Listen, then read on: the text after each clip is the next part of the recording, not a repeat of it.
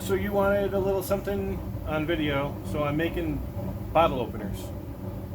So the start is a slug. This is like halfway done. Here comes the first piece.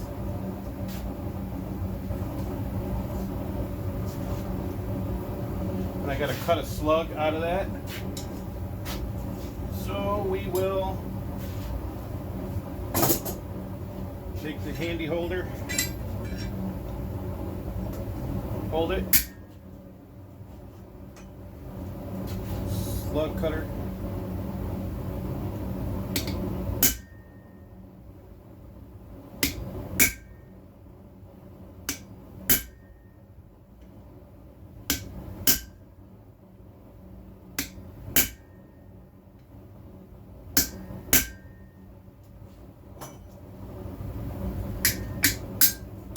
back into the fire it goes.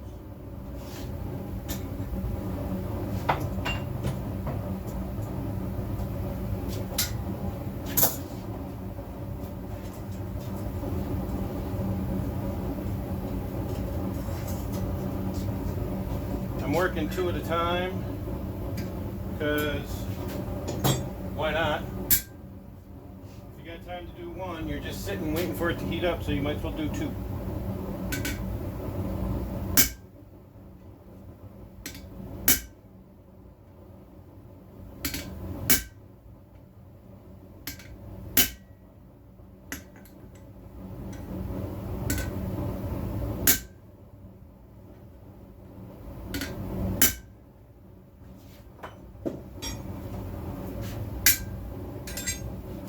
Don't know if you can see it.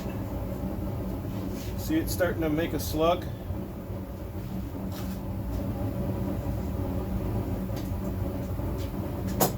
It'll take 4 or 5 heats until I get to the point where I can pop that slug out, so I'm going to stop. So this morning I started this project and I needed a punch, so I made one out of some rebar that I had out back. It's old rebar that was taken off a construction site, which tends to be harder, more carbon content than the newer rebars. I think they're a little less of a different alloy, and there's also high carbon versus regular rebar as well. It depends on the color that it's painted, I believe. You'd have to look that up though. So we're going for another slug.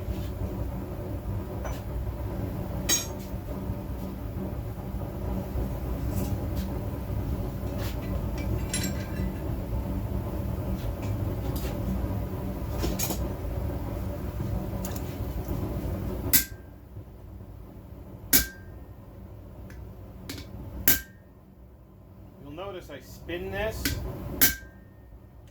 just about every time or every other time. I give it a whack, and that is because I made it by hand, and it's a little different on each end. You know, the end is just a little different, so if I keep spinning it, it'll stay the same.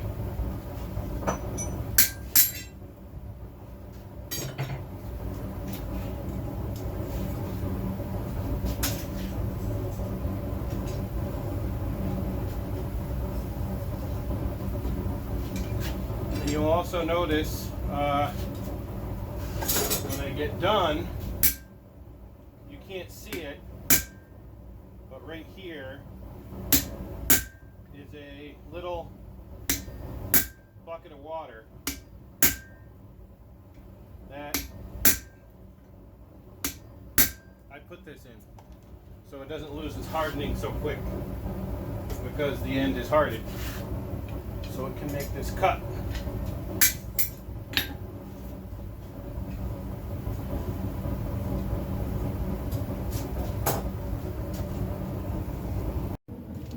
So I think we're ready to flip it over and start to punch that out. So same process, but you flip it and you can see a shadow showing up because it's a little cooler. It cools quicker. spot, and you give her a whack. And then you can really find it. And you start punching it out the other direction.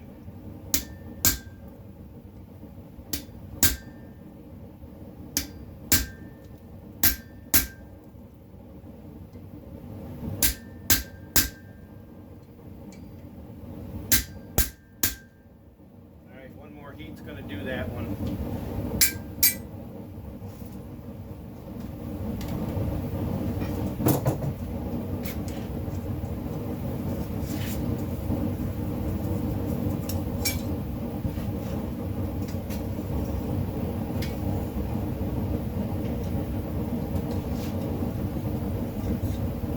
So, I made another cool little tool because once you try to punch it through, you're obviously going to hit anvil. The hardy hole is too big to punch through, it's too wide for these slugs I'm making, and the Pritchell hole is too small. So I welded this little goober up today. It's got a channel that's just a little wider than the slugs we're cutting, and it also will work on those feather hooks. And I got one started while I was sitting around waiting, so that you can set the angle in there and you'll keep that spine so it looks like the spine of the feather. So, cool little handy tool, and this will hold it down quite nicely while I do the work. So, making tools. Alright, let's see how this one looks.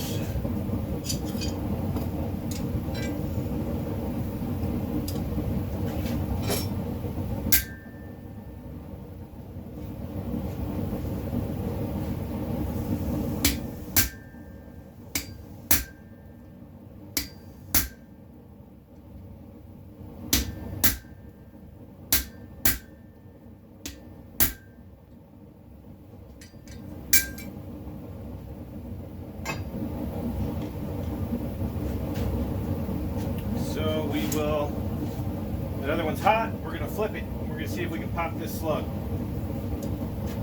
Bear with me while I...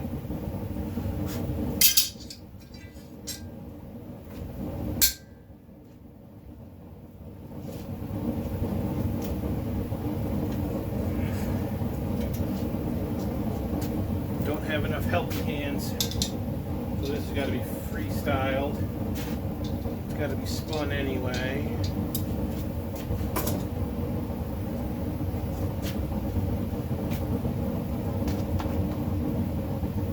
And here we go.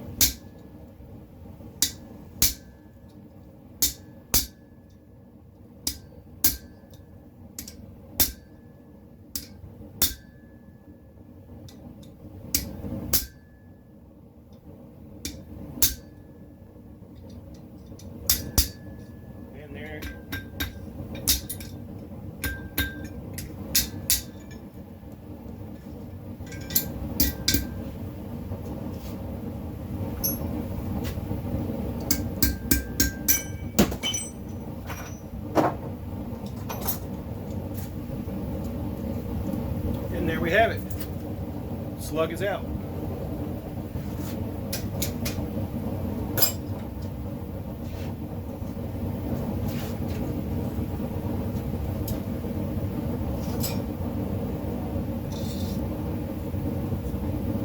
And there's the little slug that came out of it. Now that was a 1/4 inch thick material, and that's the tiny slug. It's probably half that thick. There's a lot of it spread out.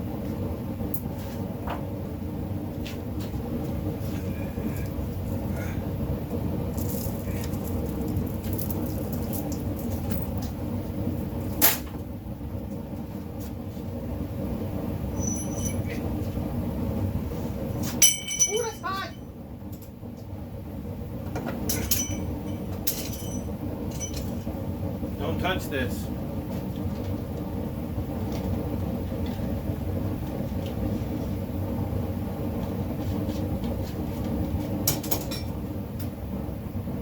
So I'm getting a pronounced bend.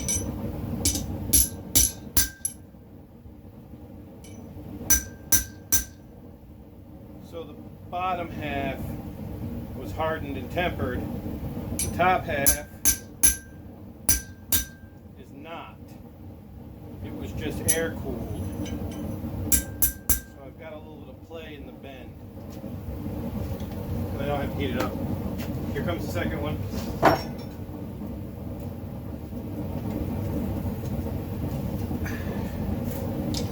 It's hot.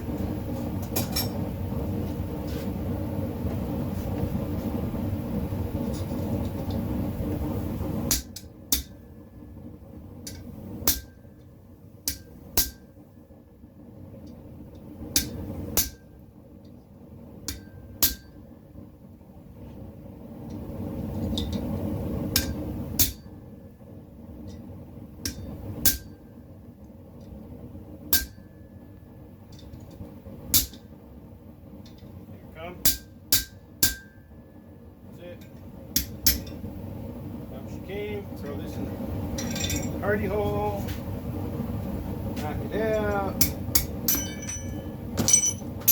don't touch it, it's hot.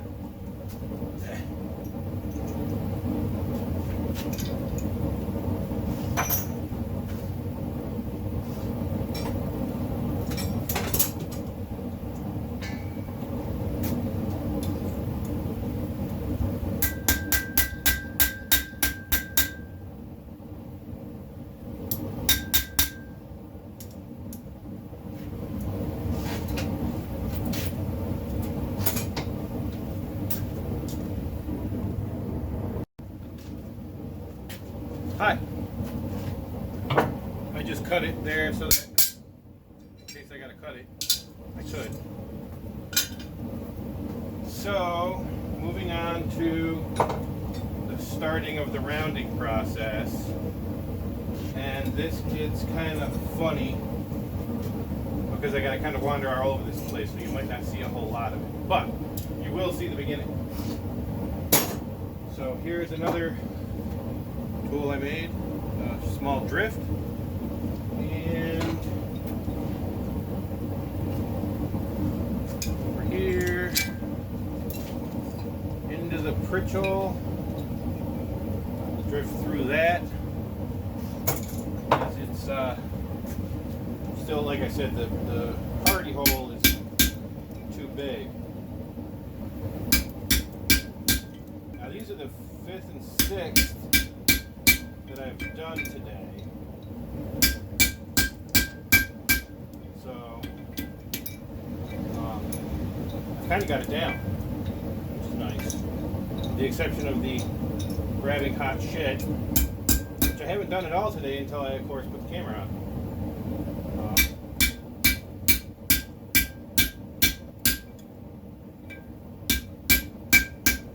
So that's as deep as I can go because of the cone on the pritchel.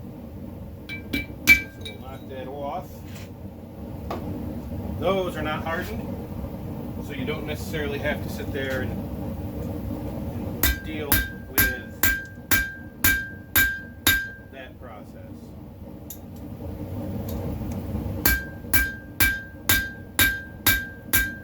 And that's what it looks like with the slug out and you start the rounding process. We'll do some on the horn, but my horn is kind of big.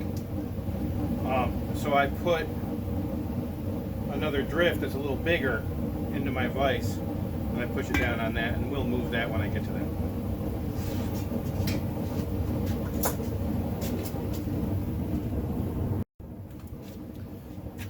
So we're going to start that horn process. We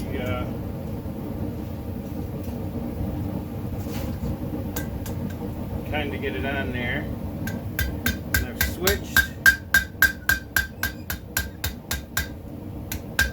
to Great Pops hammer.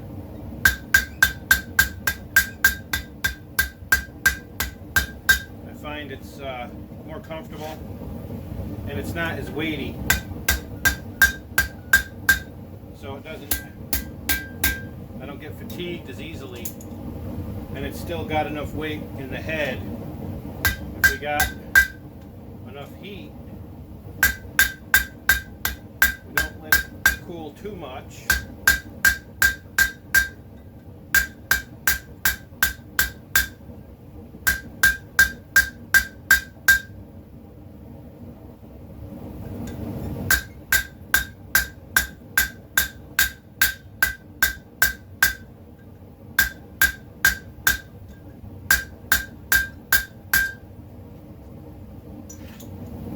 notice I'm flipping constantly. If you don't, you end up making a mushroom, and then it just looks funky. So I'd already started on this one and started rounding it.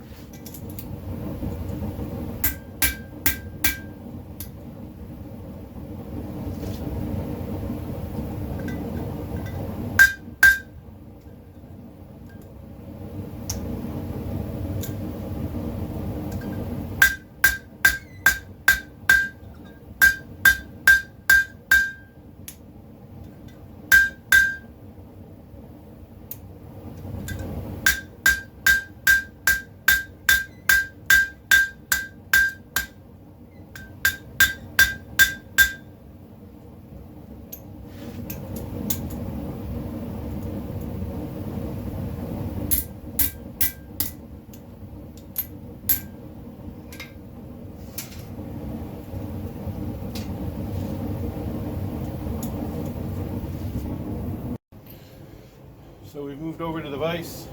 I've got the smaller one I had in there earlier.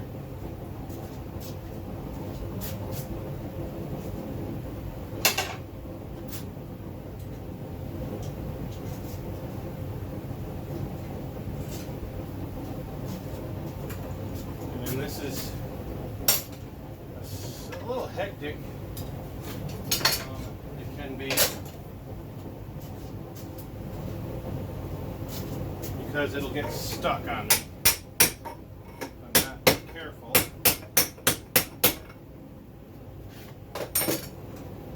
So it went all the way down on, which I didn't expect, and I think I got a crack in that. I do. I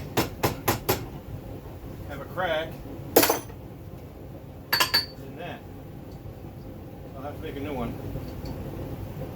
So it makes it big enough, it looks like, so that we can go to the big boy.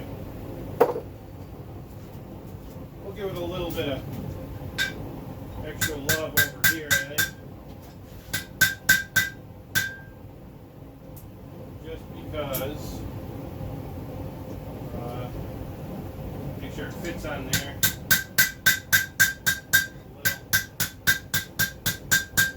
Better.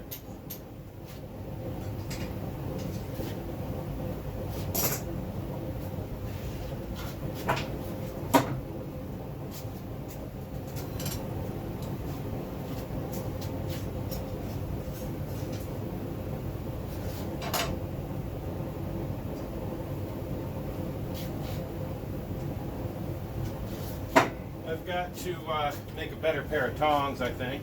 A couple pairs. You never have enough tongs anyway. Those were the first pair. You'll notice I'm doing this because it's not a perfect fit.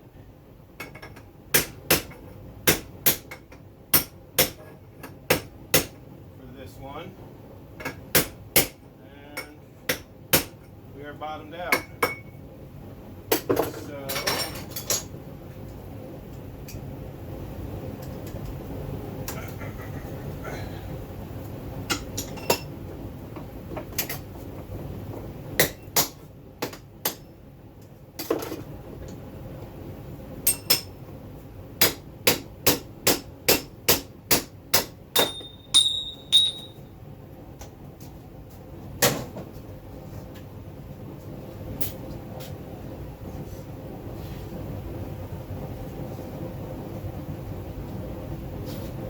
we're going to work this on the horn again a little,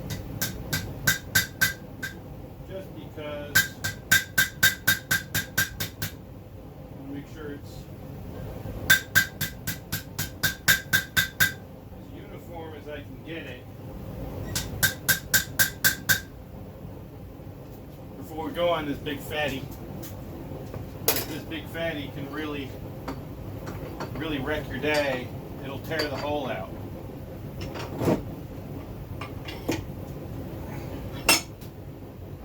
Yeah, it'll fit.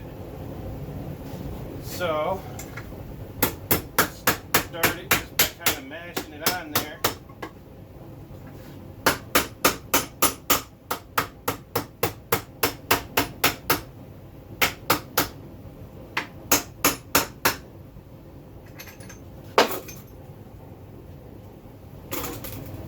I do drop things a lot.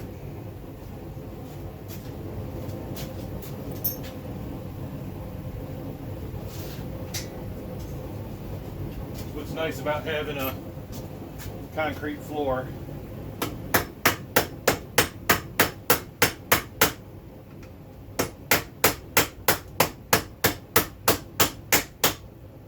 So also, with this big fatty I got here, it is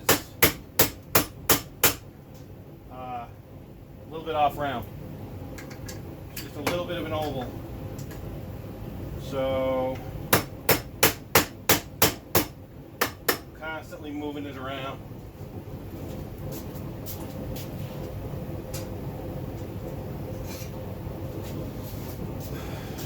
I'll be back when we're a little further along.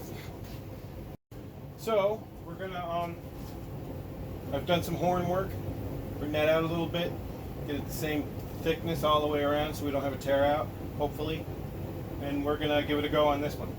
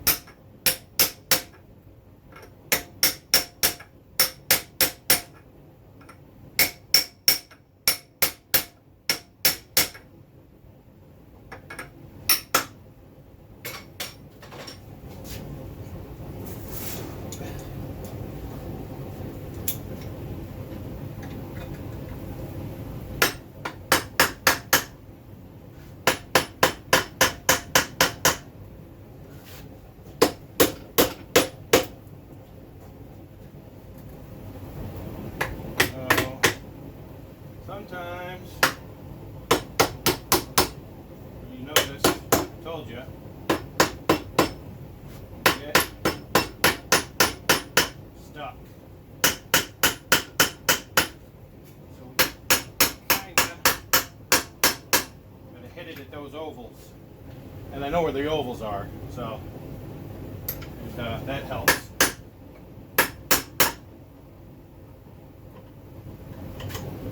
Go for another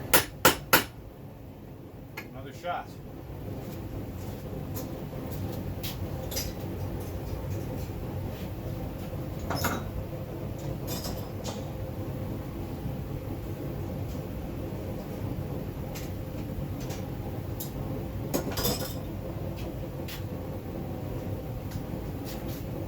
I don't know why. I really don't know why, but one always seems to go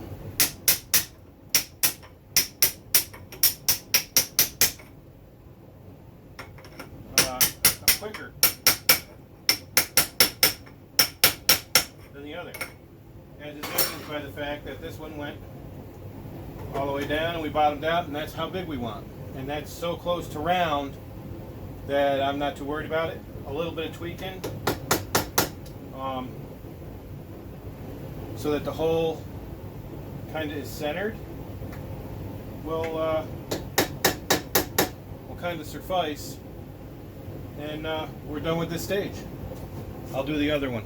You don't have to watch that. Bonus footage. We're gonna see about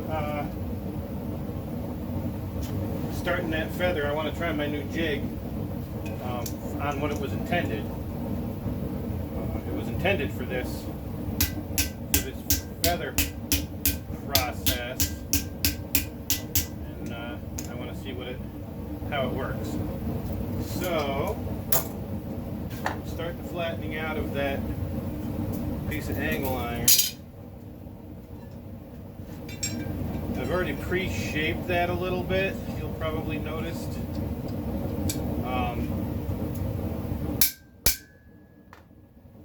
It just makes it easier in the long run, much easier in the end. So,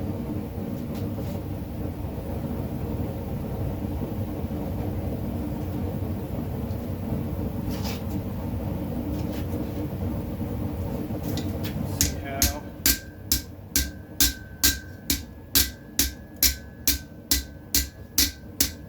it works.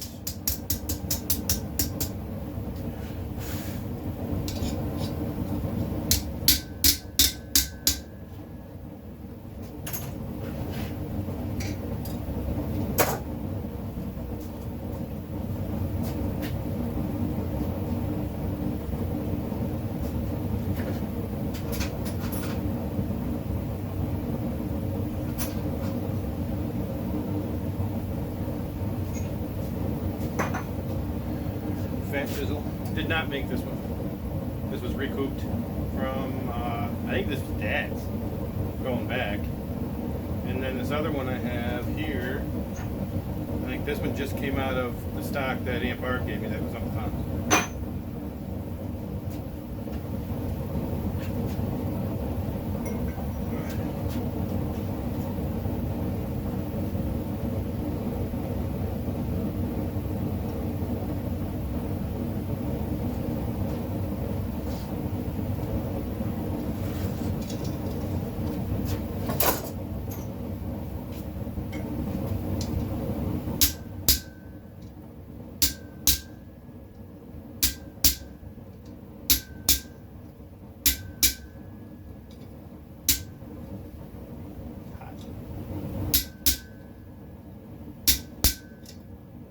Probably notice I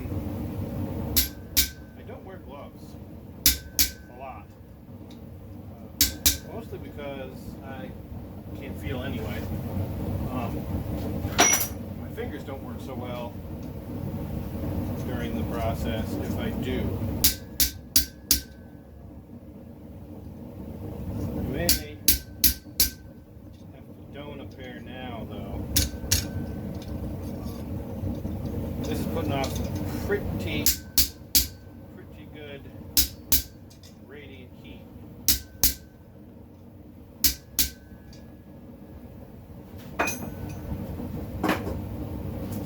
It's not a really tall chisel. So,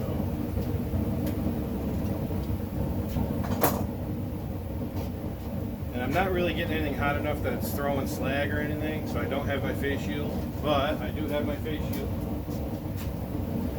When I grind, I wear my mask.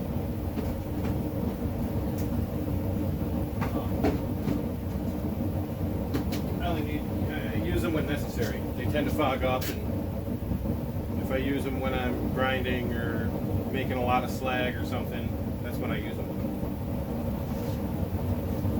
And I can't wear my regular glasses because the prescription is buggered.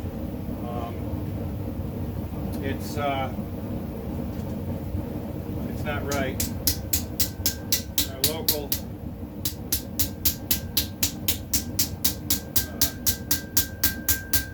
people that do the glasses pretty much suck. So we're moving our ophthalmologist to Saratoga.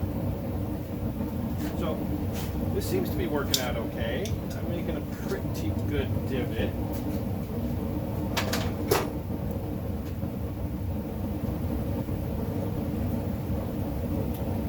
Let's see. Let's try this again.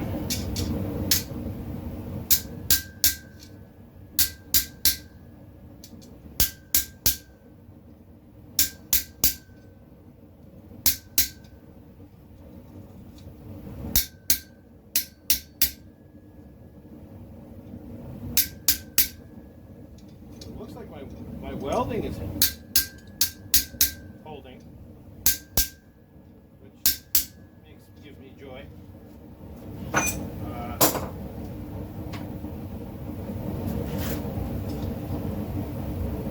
So we got a nice defined quill going.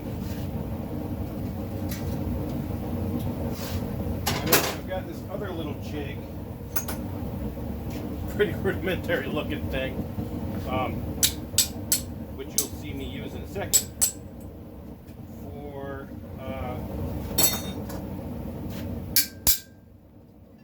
straightening out those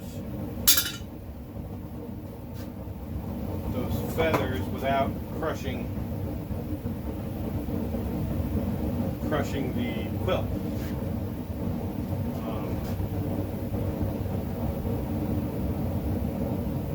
We'll see how that goes,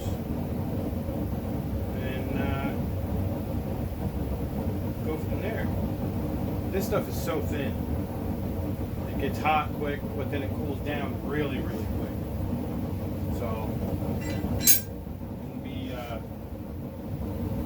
it can be difficult at times to deal with it, but we do what we do. If I wasn't doing this, I'd be doing something else. And this is fun for me anyway. I don't know about somebody watching. So this little jig kind of sits over that quill so that I can flatten those wings right out. And it looks like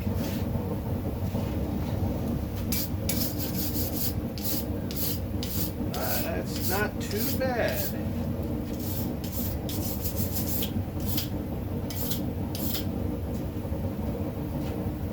I like it. So there's the bonus content. And we'll continue that one later. Oh, let me show you. You can't see from there.